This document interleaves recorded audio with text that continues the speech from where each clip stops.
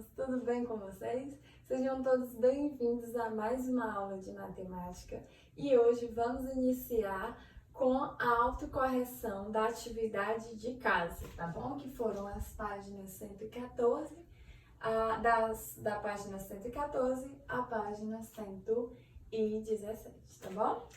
Na página 114, nós temos o seguinte: observe os sólidos representados abaixo.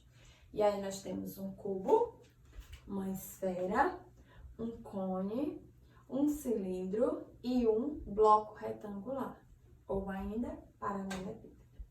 Letra A. Quais são as características em comum entre o cubo e o bloco retangular? As características em comum entre o cubo e o bloco retangular é que eles são poliedros, tá bom? Se eles são poliedros, eles possuem faces planas, tá bom? Se eles possuem faces planas, e aí vocês podem determinar várias outras características comuns, tá bom? Então, ambos são poliedros.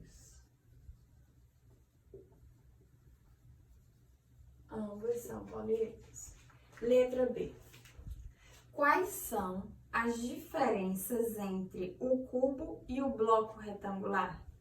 No cubo, gente, as faces são todas iguais e quadradas. No bloco retangular, não. Nós podemos ter todas as faces retangulares ou ainda nós podemos ter faces retangulares e faces quadradas, tá bom? Então, a diferença é essa, certo? No cubo, as faces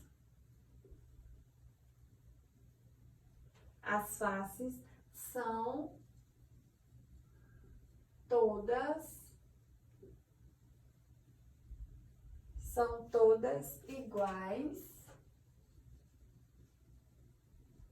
e quadradas.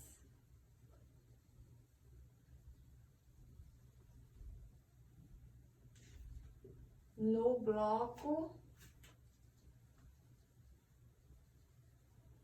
retangular, não. Isso quer dizer que no bloco retangular as faces não são todas quadradas, tá bom? Letra C. As bases do cilindro e do cone lembram qual figura geométrica plana, tá?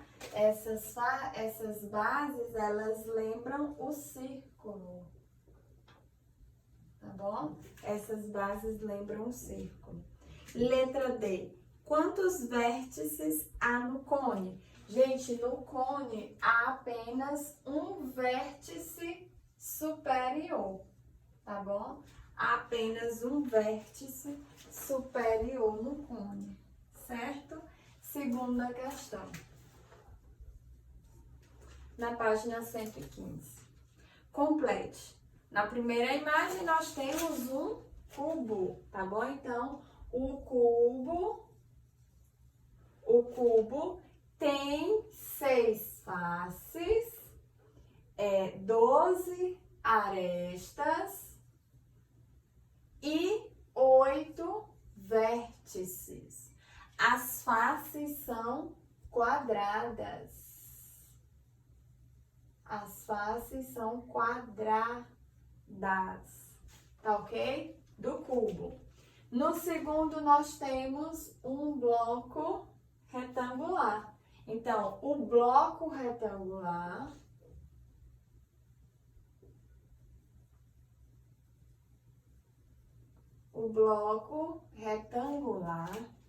tem 6 faces,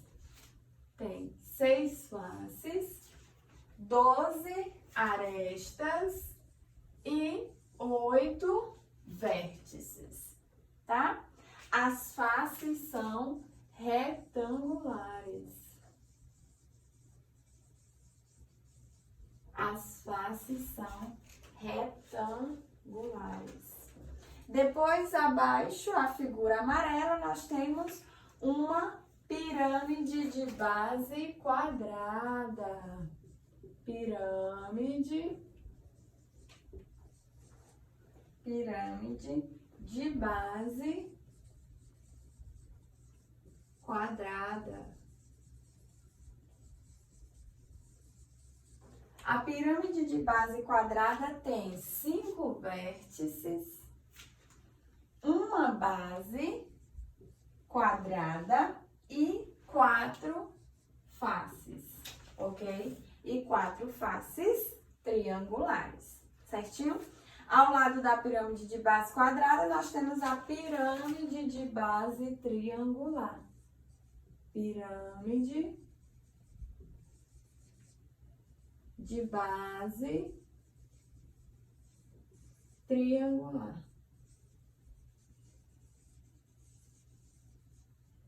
Pirâmide de base triangular, que tem 4 vértices, uma base triangular, tá bom?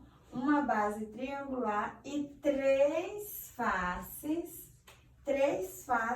triangulares.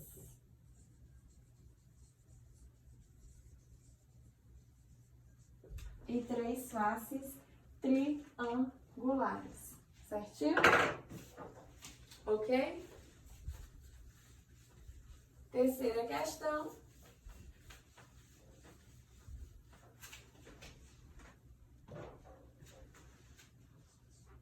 Terceira questão. Desenhe um poliedro no espaço abaixo e indique um de seus vértices, uma das suas arestas e uma das suas faces, tá bom? Gente, pode ser qualquer um dos poliedros da segunda questão, certo? Qualquer um das figuras da segunda questão serão consideradas poliedros, tá? Eu vou desenhar o cubo, tá bom? Vou desenhar um cubo. Então, ó, imagine que aqui seja um quadrado e imagine também que aqui seja outro quadrado, tá bom? Então, um quadrado e outro quadrado. Então, imagine que eu tenho aqui um cubo, certo? Imagine que eu tenho um cubo. O que são os vértices do cubo? São os pontos de encontros das arestas ou das 3 dimensões, ó. Todos esses pontos de encontros aqui, eles serão chamados de vértices, tá bom? Então, aqui eu tenho um vértice, tá? O que são as arestas? São os segmentos de linha reta que contornam cada lado desse sólido, tá? No caso, as arestas, tá bom? Então, aqui, ó, eu tenho uma aresta. E as faces são os lados do meu sólido. Então, imagino que aqui, ó, seja um lado. Eu vou pintar aqui para vocês perceberem, tá bom? Aqui eu tenho uma face do meu sólido, certo? Então, os vértices são os pontos de encontro, as arestas são os segmentos de linha reta que contornam e as faces são os lados do sólido, tá bom? Página 116, quarta questão, diz assim: desmontando uma caixa de creme dental, obtemos o molde a seguir. Então, nós temos aí uma caixa de creme dental desmontada. Relacione cada sólido geométrico à respectiva planificação de sua superfície. Então, você vai só relacionar cada sólido à planificação de sua superfície, tá bom? Então, nós temos do lado esquerdo o sólido e do lado direito as suas planificações, tá bom? Eu vou colocar aqui só as respostas para ser bem mais rápido. No primeiro aí do lado direito, nós temos um cilindro, tá bom? Então, número 4. Depois, nós temos um cubo, então, número 1, tá? Depois, nós temos a planificação de uma pirâmide de base triangular, portanto, número 2.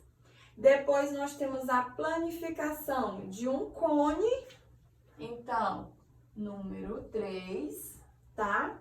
E, por fim, nós temos a planificação de uma pirâmide de base quadrada, então, número 5, certinho?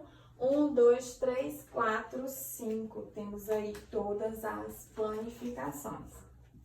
Na página 117, Matemática e Diversão, diz assim: olho vivo. O molde abaixo corresponde a qual caixa que está sobre a mesa? Contorne. Então, vocês têm um molde aí de uma caixa, tá bom? De uma caixa de bombons. Vocês vão dizer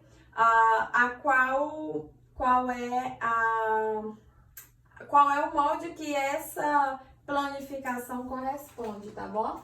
Vou colocar aqui, ó, página 117. Então, vocês têm o primeiro molde, o segundo e o terceiro. Esse aí corresponde ao primeiro, tá bom? O primeiro, esse que tá do lado esquerdo, mais abaixo. Certinho? Ok? Então, finalizamos a autocorreção da atividade de casa. Agora, vamos iniciar nossas páginas de classe.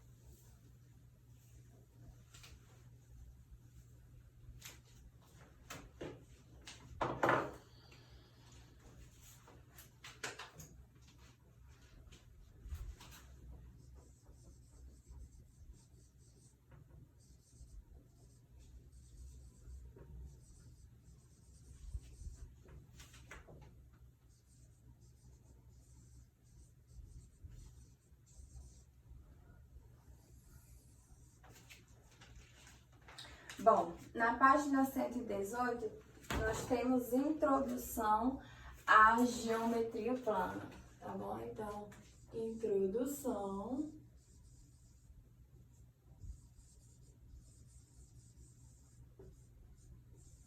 à geometria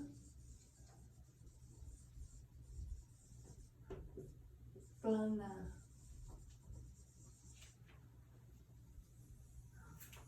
Introdução à geometria plana.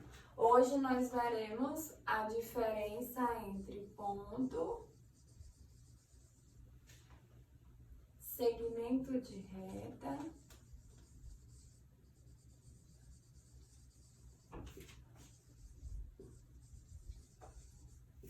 segmento de reta, semi-reta,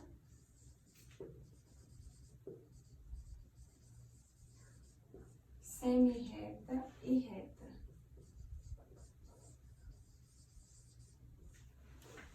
Ok? Certo? Então, vamos iniciar, tá bom? Página 118, introdução à geometria plana, certo? Ponto, reta e plano. Ponto, reta e plano são noções da geometria que não têm definição matemática. Para compreendê-las, vamos fazer algumas associações, tá bom? Então, ponto, reta e plano. Primeiro, ponto. Na geometria, o ponto não tem dimensão, mas a visão de uma estrela do céu e a marca da ponta de um lápis bem apontado no papel, nos dão ideia de ponto. Para nomear o ponto, usamos uma letra maiúscula de nosso alfabeto. Então, por exemplo, exemplo de ponto, tá bom? Vou colocar aqui um exemplo de ponto. Um exemplo de ponto, ó. Imagine que eu tracei, imagine que aqui seja um ponto. Eu tracei esse ponto com a ponta do meu pincel. Eu vou chamar esse ponto de ponto A, tá bom? Então, aqui eu tracei um ponto A, certo? Então, para nomear o ponto, nós utilizamos sempre letra maiúscula do nosso alfabeto, tá bom? Segmento de reta. Quando usamos uma régua para desenhar uma linha entre dois pontos em uma folha de papel, estamos traçando um segmento de reta. Representamos pontos nas extremidades de um segmento de reta, lembrando de nomeá-los com letras maiúsculas do nosso alfabeto. Um segmento de reta sempre representa o menor caminho ou a menor distância entre dois pontos. Quando nos referimos a um segmento de reta, usamos um traço em cima das letras que indicam as extremidades desse segmento. Nesse caso, no caso aí do livro, tá bom? AB. Lemos segmento de reta AB ou simplesmente segmento de reta. Então, o que é um segmento de reta? Um segmento de reta é uma linha que traçamos entre dois pontos, tá bom? Então, imagine aqui o seguinte exemplo. Ó, imagine que eu tenha um ponto A. Imagine que eu tenha um ponto A. Imagine que eu tenha aqui um ponto B, tá bom? Ponto A e ponto B. Eu vou traçar um segmento de linha reta entre esses dois pontos. Imagine que realmente esteja reto, tá bom? Eu vou traçar um segmento de reta entre esses dois pontos, tá bom? Tracei um segmento de reta entre esses dois pontos. Perceba que o ponto A, ele delimita o início, o ponto B delimita o fim, ou vice-versa, tá bom? Eu não posso garantir isso. Eu só sei que esse segmento eu chamo de segmento de reta AB, tá bom? Por que segmento de reta? Porque eu tracei essa barra horizontal acima das letras que determinam o ponto, tá bom? Então, perceba que o primeiro ponto eu chamei de A, o segundo ponto eu chamei de B. Então, tracei um segmento de reta. Então, isso quer dizer que esse aqui é um segmento de reta AB, tá bom? Segmento de reta AB. Faço a leitura dessa forma. Perceba que eu tenho uma barrinha horizontal sobre esse segmento, tá bom? Tem uma barrinha horizontal sobre esse segmento. Então, leio o segmento de reta AB, certinho? Lembrando que segmento de reta é a menor distância entre dois pontos, tá bom? Certinho? Na página 119, nós temos semi-reta. Nós vimos como traçar um segmento de reta ligando os pontos A e B. Agora, vamos imaginar que vamos usar a régua para continuar traçando além do ponto B, indefinidamente, ou seja, a linha continuaria no mesmo sentido sem ter um fim. Nesse caso, teríamos uma semi-reta que tem início em um ponto chamado origem, mas não tem fim. Como o tamanho de uma folha de um livro é limitado, bem como o tamanho de uma folha do caderno ou mesmo da tela do computador, vamos usar uma ponta de seta para indicar que a semi-reta se prolonga indefinidamente em um sentido.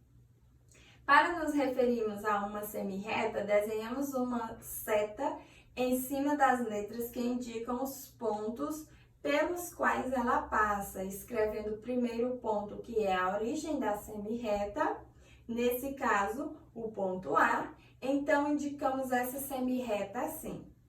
Lemos semi-reta de origem A, passando por B. Ou simplesmente semirreta AB.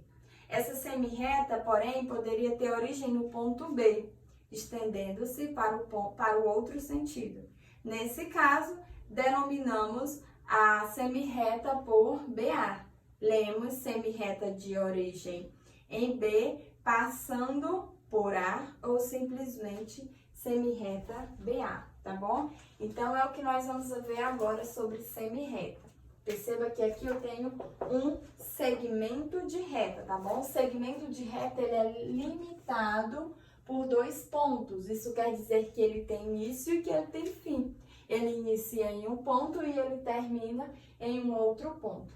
A semirreta não, tá bom? Imagine que aqui eu tenho o ponto A e que aqui eu tenho o ponto B. Eu vou traçar uma semirreta, tá bom? Essa semirreta, eu posso continuar aqui até o infinito, passar do quadro, riscar a parede, continuar, e ela não tem fim. Se ela não tem fim, ela é infinita. Portanto, eu vou representar essa semirreta com essa setinha aqui, tá bom? Essa seta indica que a minha semirreta continua. Olha a diferença. Aqui eu disse que o meu segmento de reta, ele tem início e ele tem fim. Ele inicia em um ponto e ele termina no outro. Aqui, ela inicia em um ponto, passa por outro ponto, mas continua, tá bom? Iniciei no ponto A, passei por B, mas continuei aí indefinidamente, tá bom? Então, nesse caso, nós dizemos que representamos dessa forma, tá bom? Então, dizemos que é uma semirreta de origem em A, passando por B, ou simplesmente semirreta AB, tá bom? Se fosse o contrário, se ela começasse aqui em B, passasse por A e continuasse. Então, perceba, começou em B, passou por A e continuou. Então, lemos semirreta de origem em B, passando por A, tá bom? Semirreta de origem em B, passando por A. Ou simplesmente semirreta BA, tá bom? Perceba, aqui ela originou-se em A, passou por B e continuou. Aqui ela originou-se em B, passou por A e continuou. Então, semirreta de origem em A, passando por B, e semirreta de origem em B, passando por A. Certinho? Ok? Então, aqui temos exemplos de semirretas, certo? Temos exemplos de semirretas. Diferença entre semirreta e reta e segmento de reta. O segmento de reta, ele tem início e ele tem fim. A semirreta, ela tem apenas início. Eu não consigo determinar o fim da semirreta, tá bom? E a reta, tá bom? Reta, imagine que prolonguemos AB. A semirreta de origem A, passando por B, tá bom? Para ambos os sentidos indefinidamente. Essa figura que você imaginou é uma reta que passa pelo segmento AB. Utilizamos as letras minúsculas para indicar retas. No exemplo acima, a reta é chamada de reta R. Então, ó, imagine que prolonguemos aqui essas semirretas, tá bom? Então, por exemplo, eu tenho um ponto A e eu tenho um ponto B, tá bom? Deixa eu só melhorar aqui. Eu tenho um ponto A e eu tenho um ponto B. Eu estou prolongando essa reta indefinidamente em ambos os sentidos, tá bom? Então, perceba que a reta, ela não tem nem início e nem fim.